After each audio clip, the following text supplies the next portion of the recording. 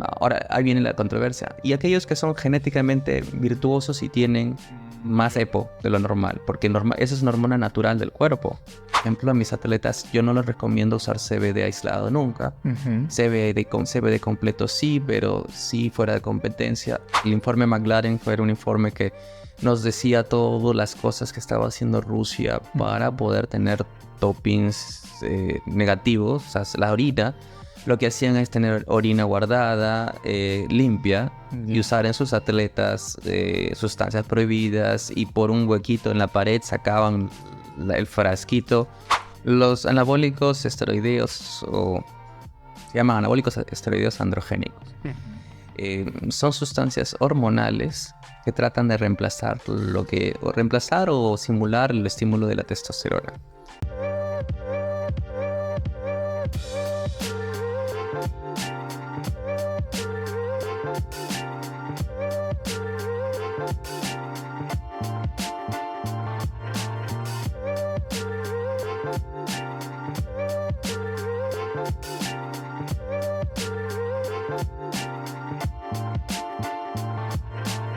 Este episodio llega gracias a Peruvian Beef, la marca peruana de carnes vegetales que está revolucionando la industria cárnica.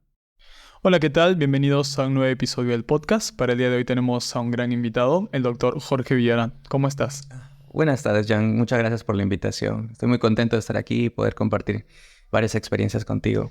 Para las personas que nos ven o escuchan por primera vez, cuéntanos un poco acerca de ti, a qué te dedicas actualmente, a qué te has venido dedicando estos últimos años. Bueno, esencialmente soy médico deportólogo. Actualmente estoy dedicándome a ayudar a la gente en el Club Médico Deportivo Bodytech para poder crecer como deportistas, no de alto rendimiento, sino personas que quieren cambiar sus estilos de vida. Previamente estaba en el alto rendimiento, estaba en altura, era parte del IPD, siendo coordinador de la parte de altura, y he tenido bastantes experiencias a nivel internacional, en juegos, a nivel de otros países también, para poder desarrollar la parte de perfeccionamiento deportivo. También mis estudios me han llevado por diferentes países y estuve haciendo una maestría. Yo soy de la Universidad Cayetano Heredia de pregrado y también de posgrado para medicina del deporte. Sin embargo, debido a diferentes oportunidades, pude hacer mi maestría en Japón. Tuve una especialización también de artes marciales en Japón. Me he dedicado mucho a lo que es el deporte. Yo mismo he sido de alto rendimiento en la parte de kendo, de espada japonesa. Y bueno, toda mi vida la he dedicado al deporte, al ejercicio y a la ciencia al mismo tiempo. Entonces, la mejor mezcla para mí ha sido hacer medicina del deporte con también la aplicación de la ciencia para el ejercicio. Genial. Cuéntanos cómo nace el interés por estudiar medicina, si es que a lo mejor antes habían otras opciones que considerabas. ¿Cómo nace esta pasión? Uy, sí, bueno, es una historia larga, pero para hacerla corta, siempre me ha gustado la ciencia. Y al comienzo empezaba con biología, me gustaba estudiar la naturaleza. Pero después, en mi tiempo salió Jurassic Park. Entonces yo quiero ser paleontólogo. Y estaba así tenía 15 años también. Y de ahí me pasé a la ingeniería genética molecular, que me gustaba ese lado. Finalmente, yo vengo de una familia de médicos y mi papá siempre me hablaba de que, mira, con esto vas a poder entender mejor las cosas. Y me convenció. Me dije, puede ser medicina al comienzo. Pero al mismo tiempo yo también practicaba artes marciales mucho tiempo. Y yo quería seguir el camino de las artes marciales además. Para los chinos, las artes marciales, un artista marcial completo es aquel que sabe medicina, que sabe artes marciales y que sabe nutrición y cocinar. Ah, mira. Entonces esas tres áreas tenía que complementarlas. Eso también me inclinó para seguir ese camino. Curiosamente, medicina del deporte es muy parecido, pero es la versión occidental. Bueno, y sin las artes marciales. En lugar de artes marciales tienen la parte de ejercicio, ¿no? Deportiva. Y así fue como llegué a donde estoy. Y la especialidad de deporte, ¿cómo? O sea, entiendo que es un poco por esta afición a practicar ejercicio físico. Sí, es curioso porque cuando yo me gradué no fue la primera opción. Yo pensaba medicina del deporte, será traumatología deportiva, ¿no? Lesiones. No soy de mucho ver lesiones. Es como que no es muy interesante. Pero para entonces, ¿no? Pero de ahí trabajé en Estados Unidos unos 2 años. Fui por otros países viendo cómo era la medicina del deporte realmente. Y ya cuando regresé vi que existía. Entonces decidí, bueno, esta es la oportunidad, ya entiendo bien qué es, cómo es y en qué está involucrado. Porque la medicina del deporte es más una medicina preventiva, Ya, integrativa, desde el punto de vista de no de alto rendimiento. ok, Cuando hablamos de alto rendimiento es un médico de cargas que evalúa qué tan intenso es el ejercicio y cuánto puede afectar dentro del cuerpo. Y si hay una lesión hay que sacarlo de esa lesión lo más rápido posible. ok, Pero no es nuestro objetivo tratar la lesión en sí, más que tratar la lesión rápidamente y evitar que vuelva a pasar. ya. Y esa es la prevención de lesiones, es la más importante para la parte de alto rendimiento y obviamente que cumpla su rendimiento, que aumente su rendimiento. Pero a mí me gusta más el área de poder ayudar a la gente a vivir un estilo de vida diferente, ¿no? Ujú. Soy testigo de el hacer ejercicio me hace que no tenga muchas enfermedades, casi nunca me enfermo. Casi nunca necesito de medicinas y bueno, siendo médico también me aprovecho para tratarme cuando tengo, pero casi nunca pasa. Yo Claro. estoy contento y feliz y eso también es muy útil para la gente. Quiero llevar ese mensaje, ¿no? A la gente que está haciendo ejercicio. ¿Cómo, desde tu perspectiva de haber experimentado en otros países y estudiado y viendo otros contextos, aquí en Perú la medicina del deporte, ¿en qué etapa de desarrollo se encuentra? Yo diría que está en término medio. Ujú, Cuando yo empecé quizás estaba un poquito más para iniciar, ¿no? ujú, En pañales, voy a decir, pero sí se había hecho énfasis en lo que es la rehabilitación deportiva, la traumatología deportiva, pero la medicina del deporte incluye muchas partes de fisiología, del ya, ejercicio, la parte, por ejemplo, la medicina del deporte aquí en Perú es una mezcla de varias escuelas. Tenemos la escuela de Colombia, la escuela de Cuba, ujú, y que son principalmente el área en las cuales nos desarrollamos y hacemos un poquito más completo en ese sentido. Por ejemplo, en Colombia, la medicina del deporte no hace tantos procedimientos invasivos, o sea, inyecciones, infiltraciones, podría ser, pero medicina regenerativa no está tan metido en eso. Es más fisiología, función entiendo. cardiovascular. Mientras que en Brasil sí usa más ese tipo, aparte que ellos también usan diferentes métodos hormonales para estética y bastante cosas de Ya, estética en el campo. Entonces se mezcla, mientras que la cubana habla mucho de medicina regenerativa, ya al punto de irse al extremo, a veces incluso pienso exacto. yo. Así que en Perú hemos mezclado varios de estos campos. Escuelas. El único problema es que nuestro desarrollo se ve limitado en base a la demanda y al desconocimiento de la gente sobre nuestra especialidad. Nos llevan a traumatología, nos llevan a rehabilitación, porque es donde hay más uso, según ellos, Ya, para poder mejorar. Pero por esa misma razón todavía nos falta entiendo, desarrollarnos. entiendo, Y entiendo. en eso estamos. Genial, genial. Bueno, el episodio de hoy se va a centrar en el tema de la farmacología deportiva, el tema del doping y demás, que es un tema, que son temas bastante interesantes y que yo creo que son necesarios ser abordados para que las personas puedan estar bien informadas. ¿Qué te parece? Sí, de hecho, el doping o el dopaje es un problema muy controversial y complicado en el sentido que siempre están haciendo nuevos medicamentos, los cuales son más difíciles de detectar y hace que uno esté en carrera contra el tiempo. Ujú, Entonces, ¿cómo detectarlo tan rápido? A veces las sustancias pues, se van rápido del cuerpo. ¿Cómo hago ya, para detectarlo antes que se vaya? ¿O cómo prolongo? Eso es toda una ciencia aparte y está en constante desarrollo. genial. Ahora, empecemos por la sección de farmacología deportiva. Para aquellos que no estén tan familiarizados con la farmacología deportiva, explícanos brevemente en qué consiste y qué rol cumple en el ámbito deportivo. Mm, A mí no me gusta usar mucho el término farmacología deportiva porque en sí la farmacología es farmacología, ¿no? Ujú, Su uso en el deporte es otra cosa. entiendo. En realidad muchos de los fármacos no han sido diseñados para ser usados en el deporte, han sido usados o sea, son hechos para poder ser usados en diferentes patologías, Ok, enfermedades, complicaciones. Entonces, la idea con la farmacología deportiva, como se refiere, es poder desarrollar un mejor performance, tener mejor desempeño en cierta competencia para poder ganar idealmente, ¿no? Que ese es el objetivo principal de la farmacología, ganar. Ahora, ¿ganar qué? Si es una competencia, pues es ganar la competencia, pero a veces simplemente es para ganar una capacidad más rápido de lo que puede ganarse de forma natural. Si tengo 2, 3 meses para prepararme, no voy a alcanzarlo porque no es natural. entiendo. Entonces, la idea de esa forma es tener una ventaja sobre el resto. Ya, genial. Ahora, el uso de estos medicamentos que no, como bien lo mencionas, que no fueron creados para estos contextos deportivos, ha sido y sigue siendo un tema controvertido, ¿no? Durante mucho tiempo. ¿Cuáles son los principales desafíos éticos y médicos que enfrenta un médico deportólogo en relación a esta práctica? Es muy buena pregunta. Cuando hablamos de medicamentos que pueden ser usados para el desempeño, también hay algunos medicamentos que sirven para tener un bienestar, bien de salud. Ejemplo más clásico es la testosterona. La Ujú. testosterona es una sustancia dopante. La gente de alto rendimiento no puede usarla porque implica que vas a estar encima del resto. Te va a ayudar a la recuperación, a la musculación, a la fuerza, incluso, dependiendo de qué testosterona estamos hablando. Pero está contraindicada, está proscrita realmente. Hay gente que necesita esas sustancias, son medicamentos. Hay Exacto. gente que necesita sentirse bien y es una hormona de calidad de vida.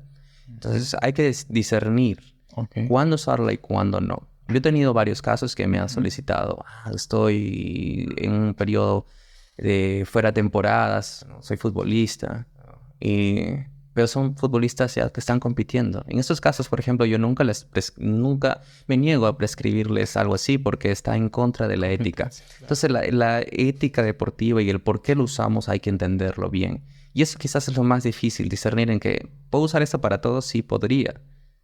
¿Y me da más economía? Sí, también podría darme más economía, pero yo diría que no sería ético ni responsable. Recordemos que muchas de estas sustancias, cuando son usadas para performance, para desempeño, Ujú. tienen efectos adversos. Y estos efectos adversos pueden ser peligrosos para la salud. Fuera de eso, veremos los valores olímpicos, ¿no? Que los cuales van a decirnos esto, la justicia, la equidad y todo el respeto al oponente, al rival, es importante, la amistad. Ahí digamos que estamos rompiendo varias cosas, solo por ganar. Entonces, sí hay como que medicamentos legítimos que se podrían utilizar en el rendimiento deportivo, Legítimo. sin necesidad que sean agentes dopantes, me refiero. Mm, una vez cuando estaba en Japón, pregunté a uno de los organizadores del comité de dopaje de Ujú. las Olimpiadas, ¿no? Si los países pobres no tienen accesibilidad a proteínas, por ejemplo, y Ujú. no en suplemento, y no tienen accesibilidad a algunos suplementos ergogénicos, y los otros sí, eso no los pone encima del resto y no deberían ser prohibidos también. Y me dijo, se quedó pensando y no me dijo nada. Y después hizo como si no entendiera el inglés. Entonces, Ya. entonces el punto ahí es lo siguiente, ¿no? La, hay sustancias que son legítimas, que son suplementos, ¿sí? Hay sustancias que son erogénicas, medicamentosas que son legítimas, sí, si hay deficiencias, por ejemplo, en testosterona. O, por ejemplo, en los casos de los transgénero que están compitiendo. Eso es sumamente controversial, Entiendo, sí, sí, ¿no? sí, sí. Entonces, ellos se quieren cambiar y es un proceso de salud, pero eso va a generar limitaciones para participar porque están usando esa sustancia. Entonces, yo pienso que estamos en un área gris todavía, en los Ya. cuales podemos decir si es legítimo y si lo puedo usar en deporte, pero ¿quién regula qué tanto es legítimo? Y por eso es la investigación. En teoría, para decir que eso pueda darse, tiene que demostrar que te va a dar superioridad a nivel de la competencia, ¿no? Ya. Ya, y no solamente a nivel bioquímico, no solamente a Ujú. nivel sanguíneo. Pero del dicho al hecho hay mucho trecho. Ahora, en tu experiencia, tanto en el ámbito de rendimiento deportivo como en la medicina, ¿podrías describirnos los medicamentos o sustancias más comunes que se utilizan en el rendimiento deportivo? Mm. ¿Existen esos pocos o muchos medicamentos tal vez? Yo creo que estaríamos hablando del deporte en sí. Y Ya. no es que voy a hacer una apología que usen en cada deporte, ¿no? Así es, no. Pero estamos de los más clásicos como el estanosol, que te permite tener mayor fuerza y rendimiento. No estamos hablando de fisiculturismo, ¿no? Bueno, el fisiculturismo se usa para definición y otras cosas, ¿no? Ya. Pero muchas veces se usan para, por ejemplo, en ciclismo, ¿no? Si mal no recuerdo, Lance Armstrong usó estanosol, ¿no? Después existen otras sustancias que te dan más fuerza, como oximetolona, que se usa en halterofilia. Ahora, estos son doping positivo. Son doping positivo y están prohibidos totalmente, Claro. ¿no? Te van a generar, o sea, la gente lo usa porque a veces dice, esto es lo que me va a ayudar. Y Ya. definitivamente te va a ayudar. Ahora, no es solo eso, o sea, eh, por ejemplo, ¿no? La EPO, ¿no? hormona productora de eritropoyetina, Ok. ¿no? Es una sustancia que va a hacer que genere más glóbulos rojos. Así es. Cuando corras, vas a tener más Capacidad de oxigenación y oxigenación. vas a poder correr más. Chévere. De hecho, no es mentira, va a funcionar. Ya. Pero eso es prohibido. Ahora, ¿por qué? ¿Por qué prohibido? Porque te está dando superioridad sobre el otro. Ya. Ahora, ahí viene la controversia. Y aquellos que son genéticamente virtuosos y tienen más EPO de lo normal, porque eso es una hormona natural del cuerpo. Y tienen más eso. eh, es que ya, pues, Dios te da la genética, entonces no debería haber problema, no es doping. Pero Porque no parten todos de la no misma. partan todos de la misma parte biológica, ¿no? Así Si es. queremos ser equitativos y entonces tendríamos que tener todo igual, no necesariamente. No estoy haciendo apología que lo usen, Ujú. está prohibido. Así es. Pero, por ejemplo, hay otra sustancia, ¿no? Que es el propranolol. Es un Ujú. beta-bloqueador, sirve para lo que es las arritmias y los problemas de corazón cardiovasculares. Lo usan para tiro o los equipos de precisión, ¿no? Como Ya. el arco y flecha. Mira. Porque eso que hace, aparte de ayudar en la parte del corazón, también disminuye lo que es el temblor de las manos. Cuando vas a disparar no quieres estar así, ¿no? Entonces, tienes firme. Ya. Y la otra controversia también, por ejemplo, la marihuana. Existen dos periodos en los cuales tú puedes hacer análisis del dopaje. En la parte de que es... Explícanos un poco eso. Sí, la parte del dopaje puede hacerse fuera de competencia y en competencia. Normalmente en competencia son 24 horas de las competencias que van a empezar.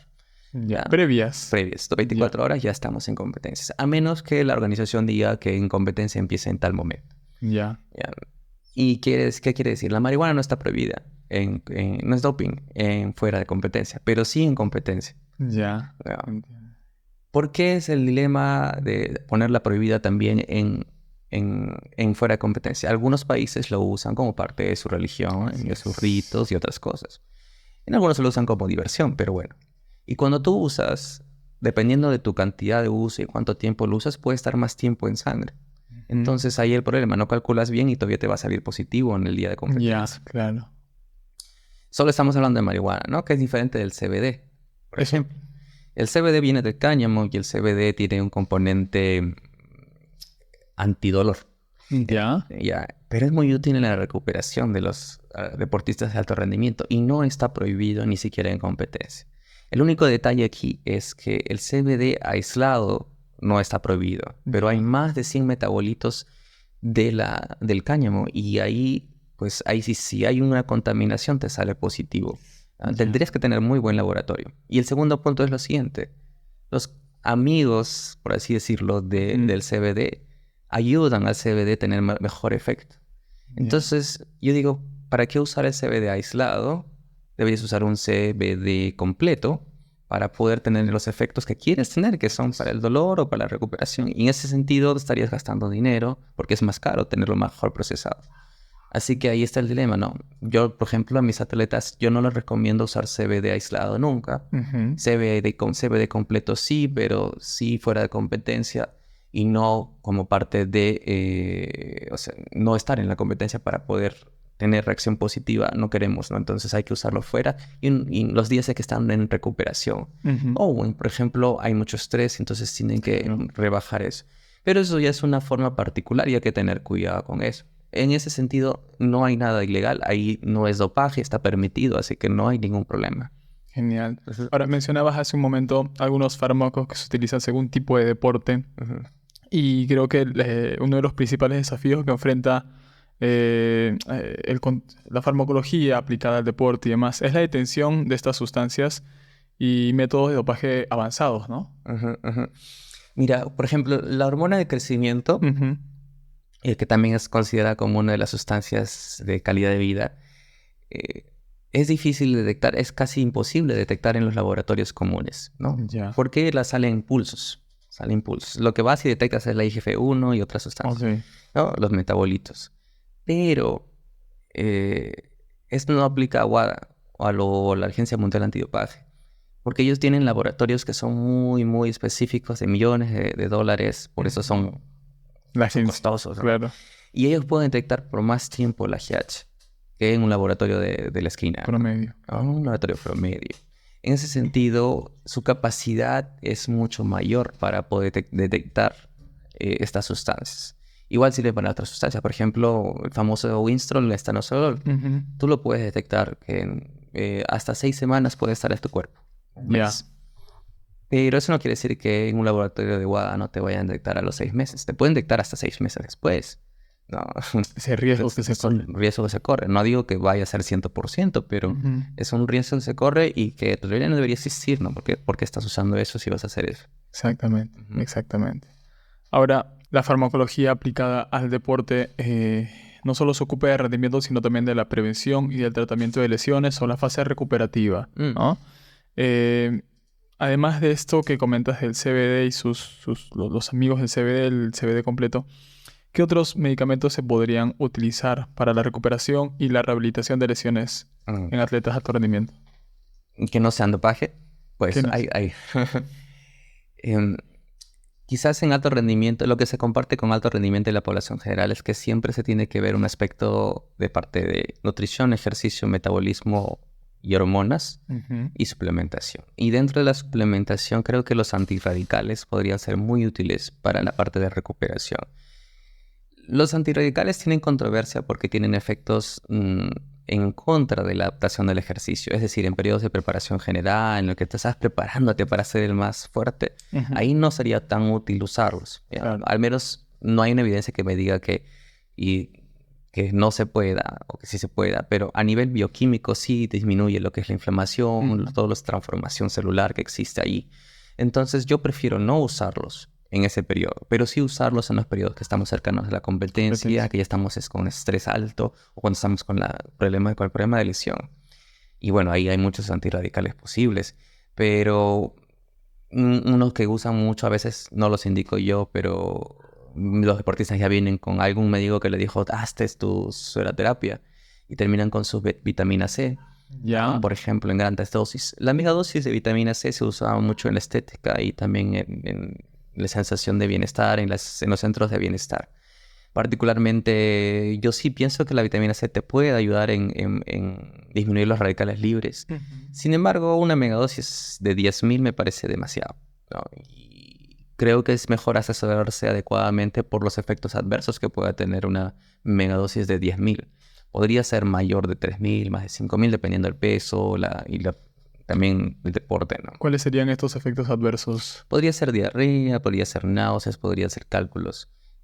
Los cálculos del riñón también se pueden producir, se pueden precipitar, ¿no? Y si se pasa demasiado rápido, también tiene que ser por un tiempo prolongado, porque lo hacen de manera endovenosa, ¿no? Entonces, ese es otro, ¿no? Pero en general, cuando yo hablo de suplementación y fármacos en lesiones, casi siempre en la parte de suplementación, bueno, la clásica, siempre tener proteínas. En este caso yo preferiría caseína, a menos que tenga intolerancia a la lactosa, para el periodo nocturno.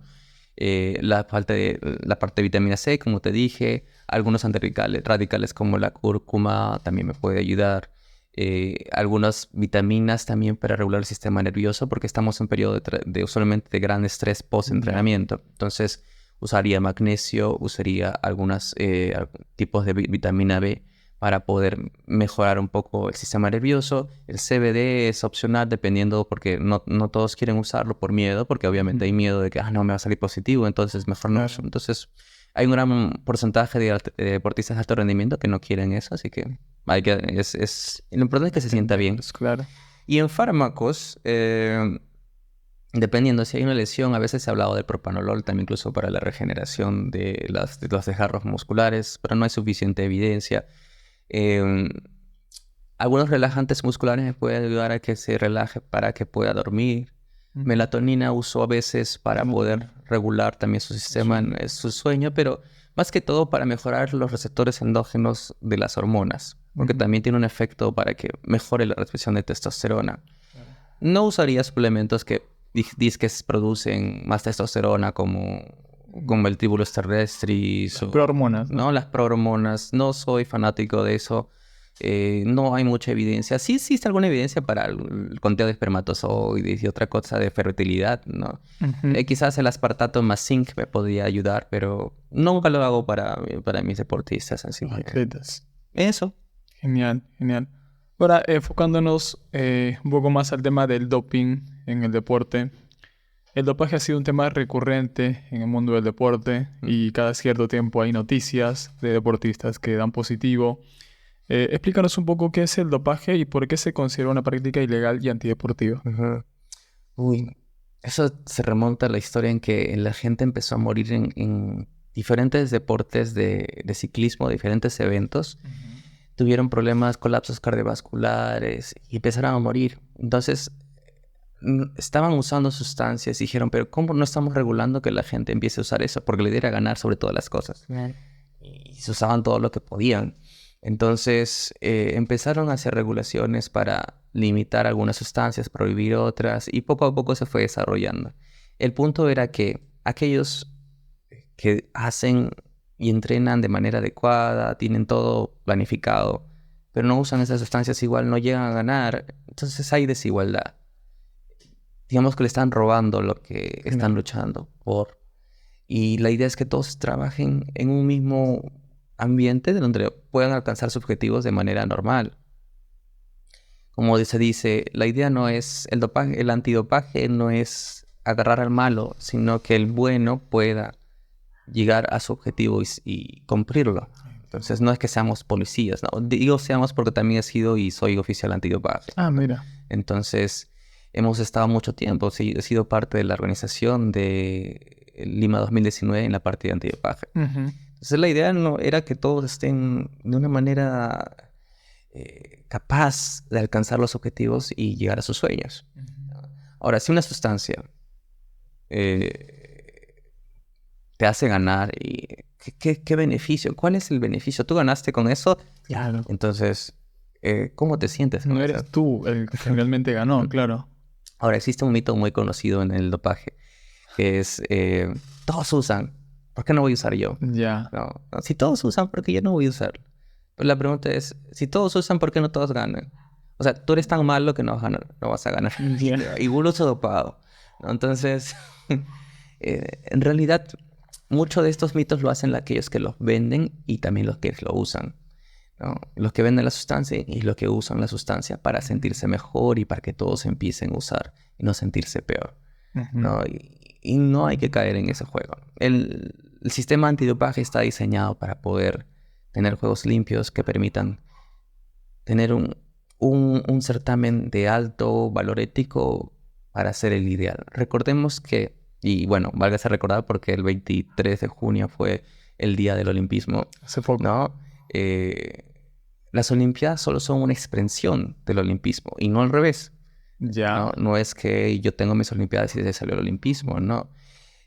Fue toda una filosofía que derivó de los griegos para poder alcanzar lo que es el ideal de, de amistad, de equidad, ¿no? De hermandad, de respeto, los valores olímpicos, para poder tener una comunidad donde se pueda tener una mayor ideología, tener paz, tener felicidad y ser una sociedad mejor. Entonces es todo un movimiento ideológico que te ayuda a ser mejor persona. Claro. Y los Juegos Olímpicos eran una emulación de lo que eran los Juegos Olímpicos antiguos de 776 años antes de Cristo, en los cuales las guerras paraban y los atletas jugaban, se entrenaban un mes juntos y recibían educación olímpica y trataban de manifestar paz en un momento en que todo era guerra alrededor.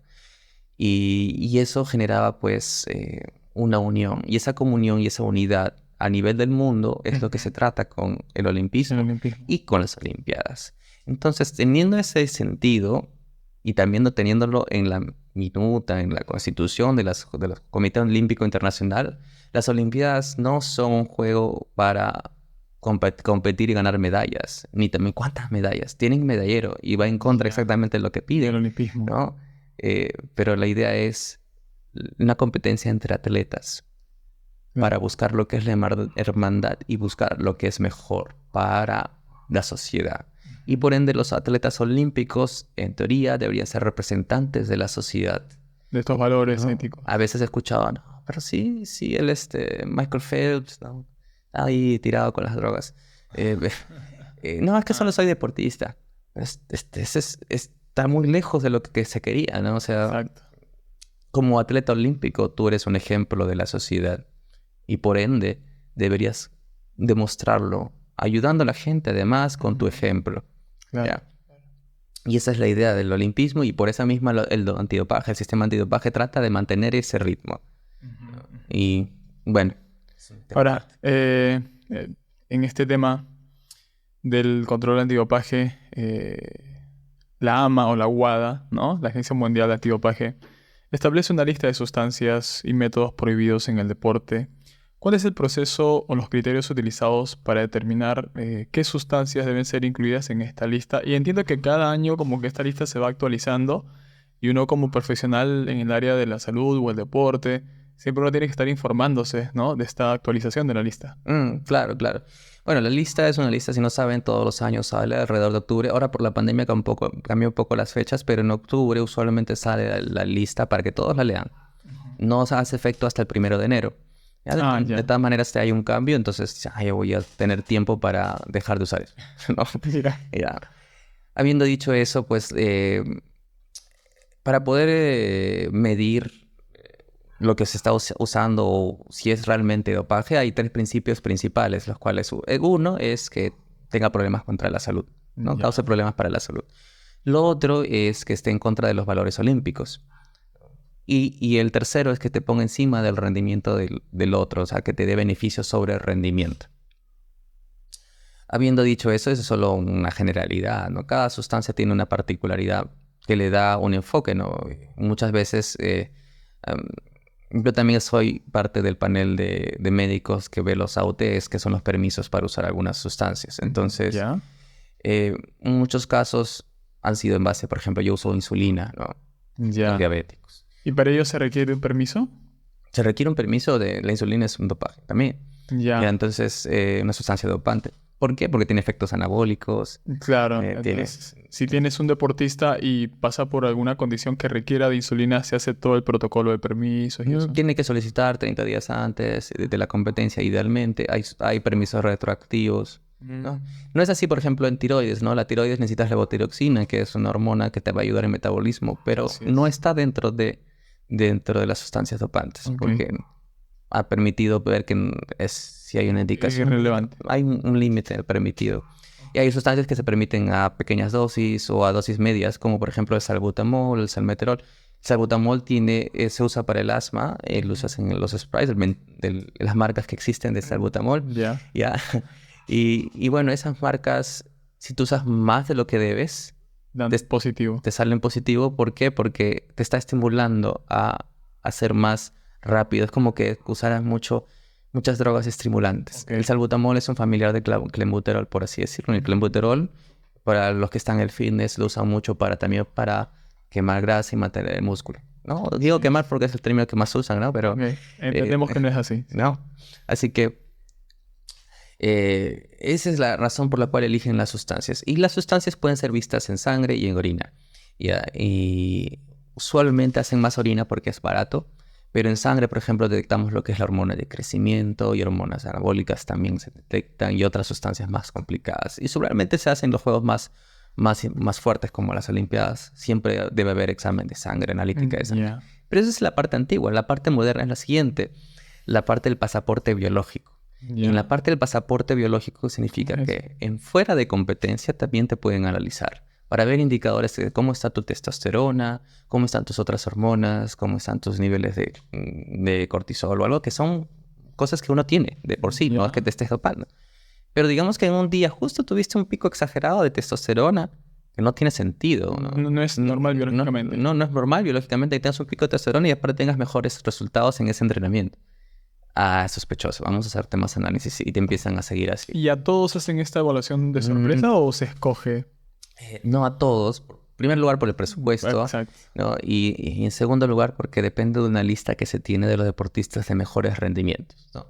Por ejemplo, los que tienen logros olímpicos, de hecho, entran a la lista de los que están siendo seguidos. Además, ellos tienen que decir dónde estoy a cada cierto tiempo, ¿no? Yo entreno acá, a esta hora.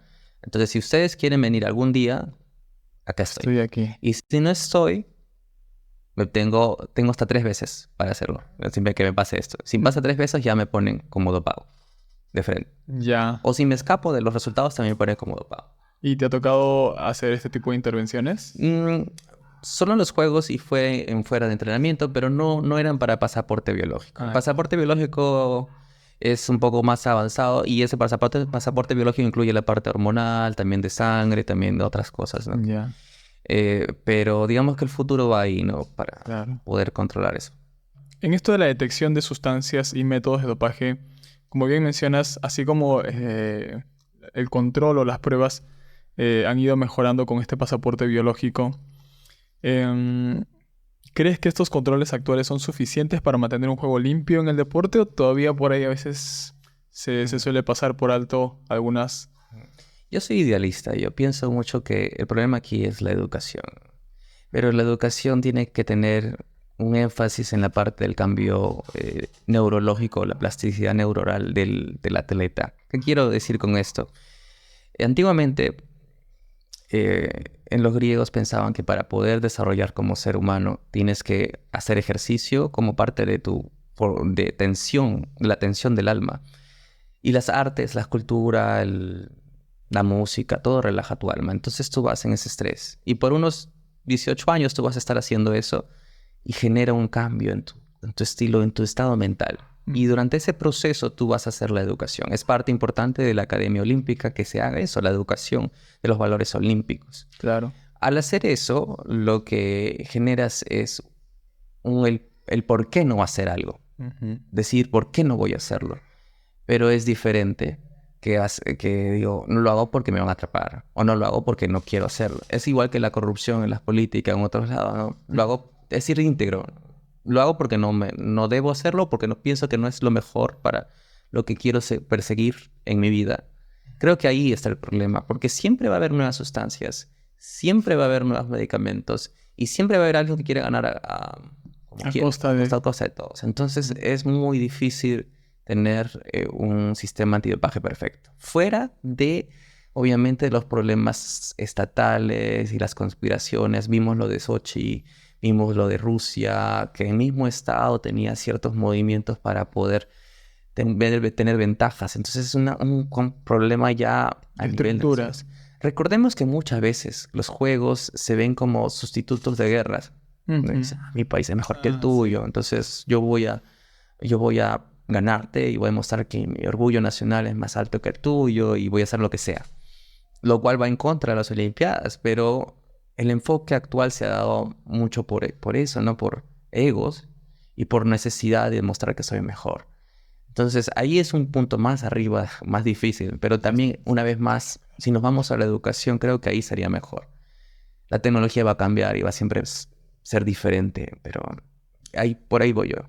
Ujú. Genial, genial. Ahora, ahora que lo comentas, no sé si puedes detallarnos un poco más, pero esto de las, teorías, no sé si son conspiraciones y demás, Ujú. de Sochi o de Rusia, ¿fueron reales o prefieres comentarlo? O... Bueno, no sé tantos detalles de la Claro. parte de Rusia, pero sí fue el informe McLaren, fue un informe que nos decía todas las cosas que estaba haciendo Rusia para Ujú. poder tener dopings negativos, o sea, la orina. Lo que hacían es tener orina guardada, limpia, y Ya. usar en sus atletas sustancias prohibidas y por un huequito en la pared sacaban el frasquito. El frasco que por cierto es el Berlinger es un frasco muy complejo. Tiene seguros y tú lo agarras y no puedes, una vez cerrado no Ya puedes no puedes abrirlo. abrirlo. Pero ellos tenían una máquina para abrirlo. Lavarlo, ponerle lo que deben y lo metían otra vez. Ya. Y son dos frascos. El otro frasco también se lo llevaban. Oh, toda una cosa de locos. Realmente eh, eso hizo que prohibieran a Rusia que no inmediatamente, pero Claro. eventualmente los prohibieran que vayan a los juegos. Genial, genial. Bueno, para cerrar esta primera parte de los fármacos o del doping en contexto de rendimiento deportivo, ¿qué recomendaciones harías a los deportistas de alto rendimiento que están expuestos a estos controles de dopaje?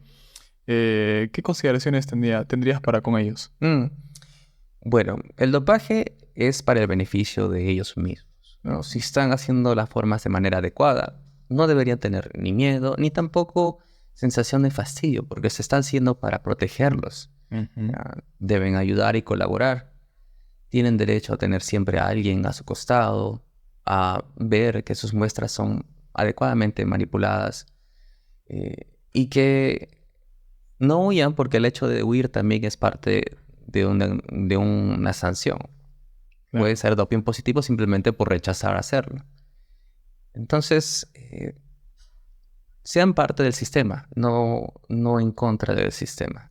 Y va a ser mejor para todos. Ahora que mencionas, disculpa, para agregar algo más. En el tema de las sanciones y las consecuencias, ¿son únicamente para los atletas o hay alguna responsabilidad de los entrenadores, médicos y otros miembros del equipo en general? Sí, de hecho, me parece en el artículo 2, era la sanción, todo deportista, lo que ingiere, todo deportista es responsable de lo que consume. Un deportista, yo digo, no, yo usé esto, pero el entrenador me dijo que lo use. Ya. No interesa. Tú elegiste tomarlo o tú lo comiste. Ujú. Tú eres el sancionado. La sanción principal va hacia ti. Ya. Pero eso no significa que el resto no va a tener sanción. Todo el equipo disciplinario relacionado al caso puede tener sanción. Si el médico, por ejemplo, el médico tiene más sanción incluso que el deportista. Si el deportista tuvo una sanción, usualmente las sanciones normales son de 4 años. Ya. Y descubren que el médico fue el que le dio, puede darle 4 a 8 años Wow. de sanción. Y la sanción implica, pues, para los deportistas es que no tengan auspicios, que no puedan entrar en el deporte, que no puedan entrenar con sus amigos en el mismo lugar ya, no pueden tener contacto con nadie federado. Es como que están marginados. Becas no pueden tener. Ya no hay ningún tipo de beneficio, no pueden salir en redes sociales, ¿no? Como Parte de, claro. ya. Y en el caso de los médicos pasa algo parecido. Bueno, no va a haber auspicios, pero tampoco va a haber el hecho de que pueda tener contacto con deportistas de alto rendimiento. Y 8 años es toda una carrera, ¿no? Una carrera, claro. Es breve. Entonces, incluso hay unas sanciones permanentes incluso para eso. Ujú. Pero todo el equipo puede ser afectado por la sanción. Con la sanción. Y ya para terminar esta sección. Hay sellos que garantizan que ciertos, en mi caso como nutricionista y en tu caso también como médico en el área del deporte, normalmente solemos prescribir algunos suplementos tal vez, ¿no? Entonces hay que estar muy atentos a que estos suplementos no contengan estos agentes contaminantes que podrían dar doping positivo. ¿Cómo hacer eso? Es verdad. Siempre se recomienda lo siguiente. Cuando un deportista va a consumir un ergogénico, un suplemento, debe hablar con el profesional de salud que le está viendo. Siempre que si es de alto rendimiento, tiene que tener algo. Tienes razón, ¿no? En este caso, si es un suplemento, solamente tiene que ser el nutricionista que esté al tanto. Pero también puede comunicarse con su médico o con alguien. Siempre tiene que comunicarse con alguien. Una vez que esa persona dice, sí puedes usarlo o no, o el mismo deportista puede bajar su lista de internet, también tiene una lista, y si tiene dudas preguntar. Lo importante es que el deportista tome una foto del batch, de dónde está, de dónde viene esa sustancia. Porque en ese lote puede haber contaminación también, podría haber, y puede decir, bueno, en ese lote pasó eso. Entonces toma foto de ese lote. Después de tomar la foto de eso, lo que también tiene que ver es que tenga sellos. Estos sellos, ¿no? Esos sellos que dicen, por ejemplo, Informed Choice o Approved o algo así de antidopaje. Este suplemento está limpio de sustancias. Y hay varias compañías internacionales que sellan, garantizan que solamente tiene proteína. Esa proteína tiene esto. Recordemos que incluso, ahora eso sí, no sé si es tan conspirativo o no, pero algunas proteínas cuando inician sus labores agregan sustancias dopantes para que tengan más estímulo en las personas. Claro. Y así vender más. Entonces dije, usted se dice que tiene proteína y solo proteína, pero no hay nada que certifique que solo tenga proteína. Claro. Entonces hay que tener cuidado porque puede estar contaminada. O sea, estos sellos sí son garante de que estos productos puedan estar libres de estos agentes dopantes. Genial. Bueno, pasamos a otra sección que ya no tiene que ver con rendimiento deportivo, que tiene que ver más con estética corporal, fitness y culturismo. Hoy en día ya se habla un poco más con naturalidad de que en este contexto de fitness y fisicoculturismo hay uso de estas sustancias, de estos anabólicos, ¿no? Que son a menudo muy mencionados. ¿Podrías explicar qué son los esteroides anabólicos y cómo funcionan en el organismo? Bueno, los anabólicos esteroideos o se llaman anabólicos esteroideos androgénicos. Son sustancias hormonales que tratan de reemplazar o simular el estímulo de la testosterona. ¿Ya? Existen diferentes cambios a nivel de la molécula en sí para que duren más tiempo, tengan más efecto.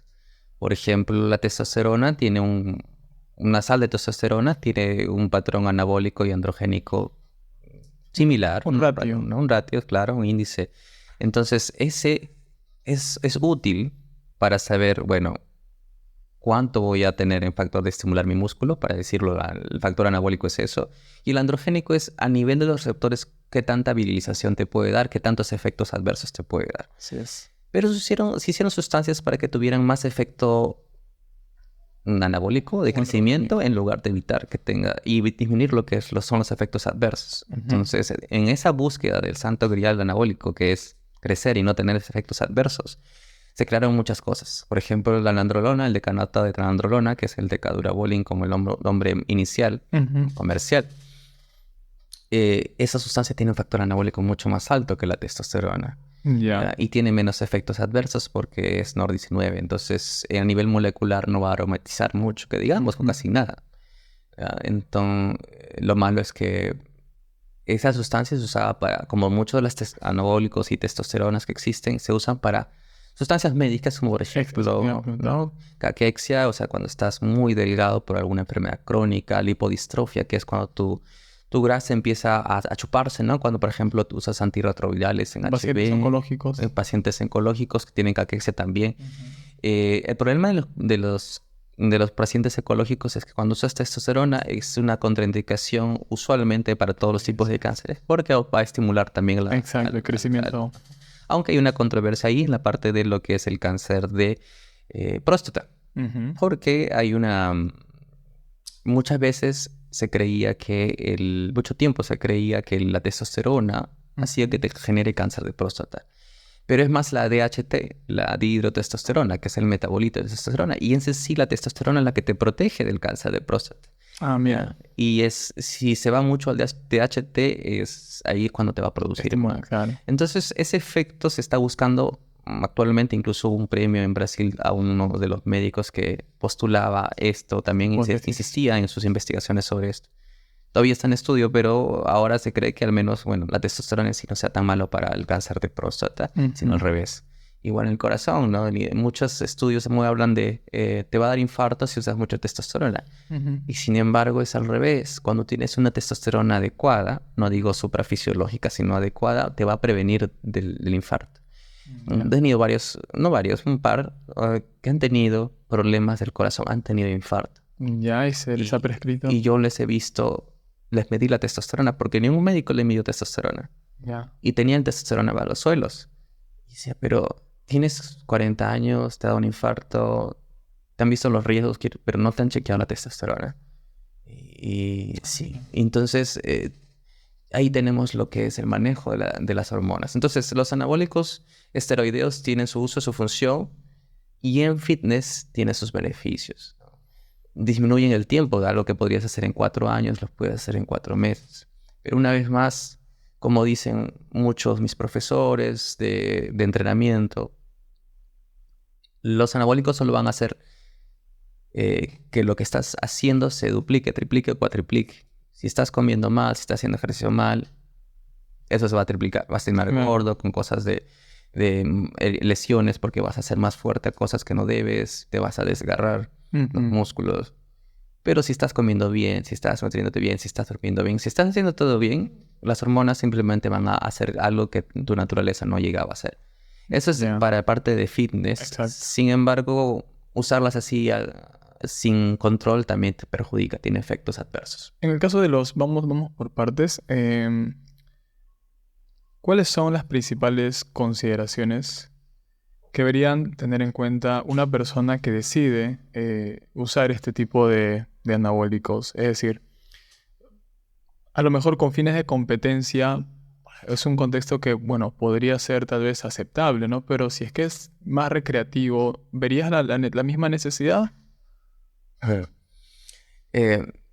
Particularmente no soy de que debes usar. Ok, ¿No? ok. Pienso que es un estilo de vida el hacer ejercicio, nutrición y todo eso. Ujú. Y la disciplina de fisiculturismo me gusta. Pero ir a usarlo ya es una opción que muchos van a tomar independientemente de lo que yo les diga. Ok, claro. Y en ese sentido necesitan a alguien que mejore su rendimiento y su seguimiento. Y por eso ayudo a que no les pase nada. No les indico, pero sí les pido Entiendo. que no usen esto, que no usen el otro si lo vas a usar. ¿Ya? ¿Por qué? Porque no hay nadie usualmente que los ayude, ¿no? Los médicos usualmente tienen mucho miedo. La mayoría de los médicos no se meten en esa área. Ujú. Simplemente dicen, todos son iguales, te va a dar ginecomastia, se te va a caer el cabello y todo lo demás, ¿no? Y encierran todo en un frasco y dicen, chao, ya apestado. No uses y si usas, no me busques. Ya. ¿Y quién van a recurrir? Van a recurrir a los instructores de gimnasio, que de por sí Muchas son veces. personas que ven a veces los anabólicos como suplementos o Sí, como es cualquier verdad. caramelo, o sea, incluso. Entonces, no es así. Usar unas buenas combinaciones son adecuadas, porque si usas mal vas a tener no solo los efectos adversos agudos, puedes Ujú. incluso tener problemas para nunca más tener Crónicos. testosterona, Wow. nunca más tener tus hormonas como siempre y vas a tener que usar reemplazo de testosterona. Ujú. Habiendo dicho eso, hay tres formas de manejar las hormonas. Una es la de terapia de reemplazo de testosterona o hormonal, terapia de reemplazo hormonal, Ujú. que esa es la clásica que sí manejan los endocrinólogos. La parte de modulación hormonal, que es la que usan mucho los de medicina anti-envejecimiento. Acá en Perú lo usan bastante los de ginecología, estoy viendo, pero esa es otra forma. Y la Claro. parte de ergogénica, por así decirlo, Ya. suprafisiológica, que no es indicada, esa es la otra forma, que es lo que Claro. llaman pichicatearse. Ya, Claro, hay que saber las tres al menos. claro. Entonces, hay que tener en cuenta varios aspectos, ¿no? Ahora, dentro de los beneficios a nivel de rendimiento deportivo, beneficios ergogénicos, em, ¿cuáles son estos beneficios? ¿Alguno de estos beneficios? Y si es que hay alguna evidencia científica que respalde estos beneficios. Si solo hablamos de los androgénicos, los anabólicos Ujú. androgénicos, sí hay evidencia de crecimiento muscular, sí hay. Comparados a un grupo control. Ajá, a nivel de ecografía y también a nivel de antropometría. Sí hay en cuestión de progresión y cantidad de células satélites también hay. Sin Ujú. embargo, lo que se discute es cómo crece también el tendón. Muchas veces el tendón no crece tan rápido como el músculo. Y el tendón es la parte Mm, final del músculo que se junta al hueso. claro. Y esa parte, digamos que es más lenta para crecer o tendinificarse o estar más fuerte. Entonces, muchas veces el crecimiento es desproporcional y se generan desgarros musculares. Entonces, ahí es uno de los detalles que se muestra que está en investigación, porque algunos dicen que, bueno, yo uso una androlona porque me va a ayudar a más articulaciones. Y sí, puede ayudar a las articulaciones, porque recordemos que, por ejemplo, muchos de los dolores son porque nuestros músculos no están activos y no funcionan, y las articulaciones tienen que soportar todo lo que los músculos deberían estar haciendo. Ujú. Pero, de hecho, tiene ciertos beneficios en general. La testosterona ha mostrado muchos, muchos, muchos beneficios. Ahora, si estamos hablando de anabólicos en particular, porque recordemos que Sus son, variantes, ¿sí? ¿no? Sus variantes, hay tres familias principales o clases principales, que son los derivados de testosterona, los que son derivados NOR19 y los que son derivados de HT o Ujú. dihidrotestosterona. Esos tres grupos tienen diferentes características y generan diferentes efectos adversos. Todos son variantes de testosterona tratando de emular a la testosterona, Ujú. pero a su vez cambiándoles químicamente su forma para que se mantengan más tiempo y también para que tengan más efecto y no tengan muchos efectos adversos. Ya, Ujú. genial, genial. Ahora, ¿cuáles son esos efectos secundarios no deseados o riesgos para la salud asociados al uso de estos Mm. esteroides anabólicos? Bueno, de los más comunes son el acné, la alopecia, que es la caída del cabello, lo que es mayor oleosidad en la piel. Puede haber cambios a nivel de la voz en cuestión de mujeres. Puede haber problemas a nivel vascular. También puede haber aterosclerosis. Puede aumentar. Si bien disminuye la grasa a nivel subcutáneo, aumenta a nivel visceral en algunos casos. Ya. Ya, el famoso problema hepatotóxico. Estas sustancias tienen que ser procesadas por el hígado. Ahora, las que son intramusculares o endovenosas, más aún intramusculares, igual van a pasar por el hígado en un momento. Entonces, tienen efectos a nivel del hígado, menos que las orales, pero sí tienen efectos. Unas más que otras. Entiendo. Ya, el problema renal no es tanto, a pesar de que puede hablarse, si se habla de glomerulosclerosis y otras, una membranopatía que pueda tener el riñón, también se puede dar, pero es más raro. El infarto son casos anecdóticos que se ponen en reportes de casos de gente que usaba anabólicos hacia la mala. Y ese es el problema, ¿no? O sea, no puedes echar la culpa a eso. Entiendo. Ya, pero lo que te digo son los más comunes. Ahora, ¿son reversibles estos efectos? ¿Hasta qué punto sí o cuáles no son reversibles? La mayoría son reversibles. En el caso de mujer, por ejemplo, la voz puede cambiar y si está muy virilizada y si la genética de la mujer ha hecho que se viralice mucho más, puede ser irreversible. Igual como en el cambio de clítoris. En las mujeres aumenta el tamaño del clítoris, también puede ser irreversible. La atrofia del testículo también se puede producir y generar fibrosis. La fibrosis es irreversible. Pero para que se dé eso, por ejemplo, la fibrosis pasa más o menos un año de atrofia testicular, estar usando, así, y ahí pues ya para un año pues ya estás con fibrosis, no va a pasar nada. Pero si está en atrofia puedes mejorar todo. Quizás el problema es en el caso de las mujeres. Los ciclos de las mujeres o las sustancias que se usan para mujeres son diferentes a las de los hombres y tienen ciertas características en las cuales no vas a usar de frente una misma sustancia en misma dosis y en mismo tiempo y misma frecuencia que para un hombre, porque sería perjudicial para la mujer. Entiendo. Ahora, iba a consultar sobre si estos, dentro de estos efectos secundarios, por ejemplo, existe también la ginecomastia, ¿no? Ujú. ¿Esto es reversible o porque he escuchado casos que requiere de operación?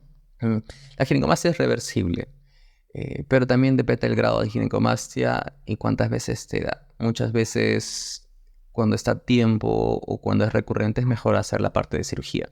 Ya. Pero si tienes una pequeña ginecomastia, es reversible con bloqueadores de la aromatasa y todos los bloqueadores para disminuir, como por ejemplo el clomifeno o el HCC puede incluso ayudar, pero más que todo el clomifeno te va a bajar y la Arimidex, sí que es el Astrozol, también te puede bajar. Pero con eso varias veces en varias personas que he visto se logra revertir. logra revertir. Genial. Genial. Ahora, muchas veces, y esto se ve en la cotidianidad, de que el manejo de estos esteroides anabólicos son llevados muchas veces sin la supervisión y se comercializa de manera indiscriminada en los gimnasios, ¿no? Y me ha tocado ver de cerca esos casos. ¿Cuáles son los riesgos asociados con el uso de esteroides obtenidos en el mercado negro y sin control médico adecuado, tal vez? Sí, qué buena pregunta. Mira, en el mercado negro a veces mezclan las cosas porque es más económico. Entonces digo, mira, tengo muchos problemas de ginecomastia por la nandrolona. Pero no Y entonces, pero es raro, ¿no? A menos que tú tengas un factor genético y habría que hacer una prueba genética y eso es pues casi imposible. Entonces, lo más común es que esté contaminado, ¿no? Hay que tener un buen proveedor de esas sustancias porque gran parte, o si no casi todas en Perú son clandestinas. Entiendo. Y hay sustancias que, por ejemplo, hay sustancias que no están indicadas en humanos. Y ponen de todas van a ser clandestinas para esa sustancia, ¿no? Como por ejemplo la trembolona o la boldenona. Estas sustancias son son sustancias veterinarias, son para caballos, para ganado. Entonces no hay un laboratorio de humanos que esté haciendo necesariamente eso. Si lo hacen, va a ser sin que nadie se dé cuenta. Bueno, sin que las autoridades se den cuenta. Y por ende tienen mayor problemas de calidad. Eso pasa igual con los ARMS. Pero los ARMS no están aprobados para la gente. Entonces, todos los ARMS están no digo mal hechos, pero hay más probabilidad que estén contaminados. Y de por sí los ARMS tienen un efecto diferente. Entonces, de por sí yo nunca recomiendo los ARMS en sí. ¿No? ese es el problema de los clandestinos. Claro. Y fuera de los clandestinos está la dosis dentro de los clandestinos, ¿no? Te dicen que tienen 100 gramos, miligramos, y en realidad tienen 50, que podría ser para que compres más, o tienen de más y ya no controlas los efectos adversos. Pues voy a usar el límite superior justo ahora porque no necesitas más, y ese tenía más. Tenía más. Más efectos adversos. Claro. Ese es el problema. Ahora, respecto a más allá de estos esteroides anabólicos como tal, o también son considerados, no sé, en etapa de cortado o de definición, también se utiliza el clenbuterol, esto de acá también que es para producir más tiroides, la T3 puede ser. Por ejemplo, el más conocido ahí es el Citomel. Citomel, Ajá. exacto, Citomel, el clenbuterol. Eso no está dentro de este marco como esteroides anabólicos, pero también son utilizados en estos atletas. Ajá. ¿Cuál es el mecanismo? ¿Para qué naturalmente fueron creados en el ambiente médico, tal vez? Claro. Por ejemplo, empezando desde atrás, ¿no? El Citomel es una sustancia, el nombre comercial inicial, me parece, de una T3. ¿no? Normalmente en hipotiroidismo tú usas T4, que es levotiroxina. Claro. Ya, el problema de eso es que algunas personas pueden ser o alérgicas o sensibles o poco sensibles a esto. Recordemos que la T3 es más activa. Entonces, lo que se hace es combinar o cambiar por una T3. Entonces ahí empieza el uso para hipotiroidismo. Okay. En antienvejecimiento siempre lo mezclan con dos, T3 y T4. En menor proporción T3 y un poco más de T4, para poder darle estabilidad. Uno que está siendo agudo y el otro que sea como almacén. Exacto. La T4 se demora más en procesar, entonces tiene más tiempo. La T4 también se convierte en T3. Así. Entonces tiene más tiempo para estar ahí feliz, contenta, ¿no? Mientras que... Y esos son sus usos para eso. Claro. El clenbuterol, en realidad, de forma oral, casi ya no se usa para nada, ¿no? Porque Ya. el clenbuterol es un beta bloqueador que te va a permitir tener broncodilatación. ¿Ya? Sin embargo, en oral no tiene sentido. Antes se empezaba a usar, ¿no? Pero en oral no es tan útil porque lo que quieres es hacer efecto en el pulmón. Ya. Lo puedes usar, sí, tiene cierto efecto, sí, pero también te va a acelerar el corazón y tener los efectos adversos de aumentar tu metabolismo y progresar la oxidación de grasa, ¿no? Entonces, ahí es el punto. Tú usas los efectos adversos como tu beneficio. Como beneficio. Y estás usando ese incremento del nivel simpático, tu nivel simpático para poder crear mayor aceleración del metabolismo y disminuir la grasa corporal. Ahora, unos pequeños estudios que realmente no pienso que sean significativos, pero igual vale tenerlos a mano, es decir, que el clenbuterol también mantiene tu musculatura. Durante periodos de estrés como la definición, puede mantener la musculatura y no bajarla. Y mientras te va oxidando la grasa. Entonces, no te puedo decir definitivamente que esa es la evidencia concreta sobre eso, pero digamos que sí se usa en parte por eso bastante. Más que el salbutamol. El salbutamol sería una opción, pero... ¿Se utiliza también el salbutamol? Es que el salbutamol suele venir más en spray, ¿cómo se llama? Inhalador. Ajá. Perdón. Sin embargo, hay algunos jarabes que tienen salbutamol. Ya. Sin embargo, para decir eso, la dosis que van haciendo usualmente es escalonada. En clenbuterol van subiendo y después bajando. Porque después tienes un efecto de resistencia y ya no te va a servir tanto, ¿no? Así que es poco usado. ¿Y el tema del GH? La hormona de crecimiento tuvo su tiempo bastante de ¿Auge? De auge, sí. Después ya vino la testosterona con más auge. Pero la hormona de crecimiento era vista como una hormona de calidad de vida y sigue siendo, tiene varios beneficios. El problema de la hormona de crecimiento es que puede aumentar las posibilidades de aumentos de glucosa en sangre, tus picos de azúcar, incluso los picos de insulina. Puede haber resistencia a la insulina, puede generar problemas como el palombismo, que es el crecimiento de los órganos internos en base a un fisiculturista que era Palumbo. Le llamaron así y eso hace que tengas tu barriga así grande, prominente, tu abdomen prominente. No es la única causa ya, pero es la principal o la más conocida. Tiene los efectos de envejecimiento de la piel prematura. Hace que tengas más arrugas, o si es que lo usas de más. Pero los beneficios suelen ser, en nivel estético, es bajar la grasa corporal. Ya. más que la musculación en sí. Y se usa usualmente en los periodos de definición para personas que tienen porcentajes de grasa corporal bajos. Ya muy bajos. ¿No? Mujeres menos de 17%, hombres menos de 14%, por ahí. Entonces ahí esa es usualmente la práctica de estética. ¿Tiene beneficios? Yo digo que tiene beneficios. Lo uso, pero no necesariamente para Estética. Para estética, puede ser para otras cosas. Así es. Y ya para ir terminando, ¿qué hay? Bueno, ya comentaste un poco sobre los SARMs. Los péptidos también se han comentado por ahí que se utilizan en estos contextos. ¿Qué nos puedes decir al respecto? No soy fan de los péptidos tampoco, pero tiene un efecto análogo de la GH, de la hormona de crecimiento. Entonces, la forma que actúan es muy parecida a la hormona del crecimiento. Mantienen tu masa muscular y todo lo demás, pero va a depender mucho de tus objetivos, ¿no? Para un fisiculturista no lo uso o no lo indicaría. Mira. Pero quizás para un crecimiento muscular moderado, estético, sentirte bien, podría ser.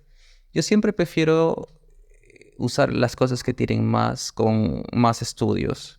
Claro. Porque tengo más posibilidad de determinar efectos adversos, a veces incluso más baratos o más controlables. Ahora alguna persona va a decir, el SARMs tiene menos efectos adversos. Sí, dicen No, eso. esa es la forma que se vende. Y tiene menos efectos adversos porque son relativamente más nuevos. Y por ende tiene menos estudios y por ende hay No menos sabemos, gente. claro. Pero sí se ha demostrado que los SARMs tienen efectos a nivel muchas veces te arrasa lo que es el HDL, a veces te cambia la visión, te va de colores, te pone otro color en la visión. No todos, ¿no? Claro. Y algunos dicen, no, pero no voy a necesitar posciclo después del SARM. Mentira, porque muchos de los SARMs están contaminados, y otros porque no tienen, como se dice, promiscuidad de los receptores. Entonces puede a veces tener efecto e inhibir el eje, inhibir la testosterona. Y también vas a necesitar posciclo después. Entonces, yo no soy fan de ningún repetido de SARMs. Sí los he podido manejar por alguna razón, circunstancias, porque alguien quería usar eso, pero... Claro. Y yo he dicho, bueno, ¿lo estás usando? Sí, ya lo estoy usando, entonces vamos, bueno. La idea es suspenderlo, pero ya lo compré, entonces me van a poner esas excusas y cuando ves eso hay que ver la parte psicológica. ¿Realmente quieres o te va a hacer caso? Esa es la pregunta. Y ahí es cuando dices, bueno, vamos a conducirte al lado que te choques menos, ¿no? Que no te caigas al precipicio. Entiendo. Ahora, bueno, comentaste que en mujeres hay estos efectos secundarios también. ¿Algún efecto secundario adicional en mujeres tal vez? Son más cuidado, ¿no? De repente.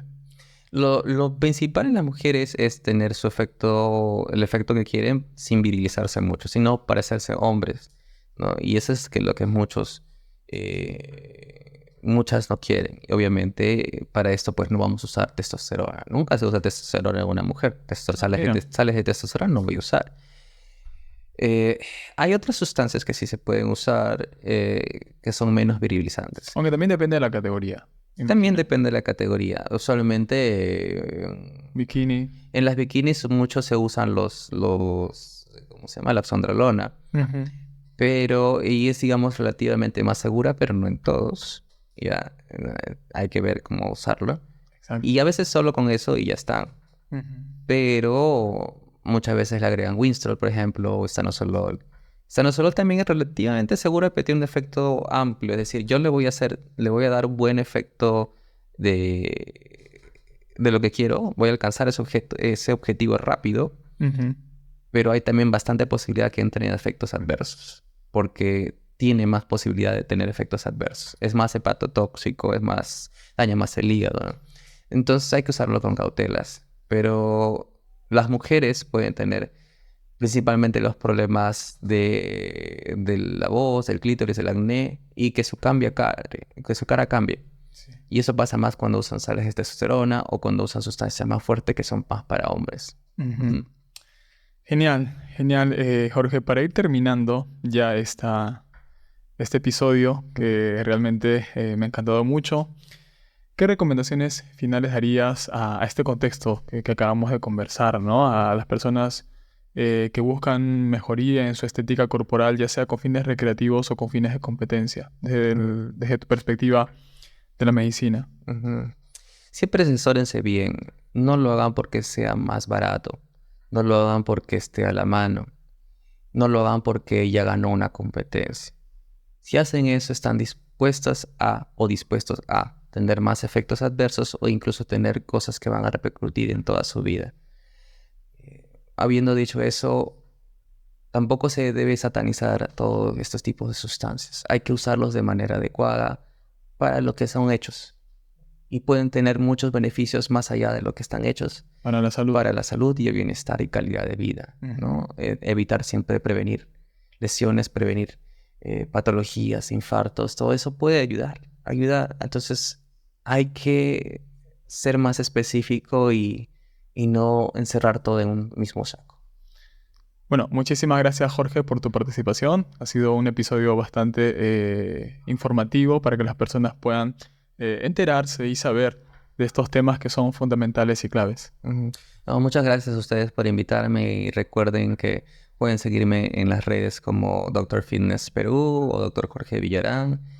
Pueden sacar su cita y encontrarme en Bodytech también. Si ustedes están allí, puedo servirles siempre para todo lo que necesiten. Genial, muchísimas gracias. Y a las personas que vieron o escucharon este episodio, muchísimas gracias por su tiempo. Nos estaremos viendo en el próximo episodio.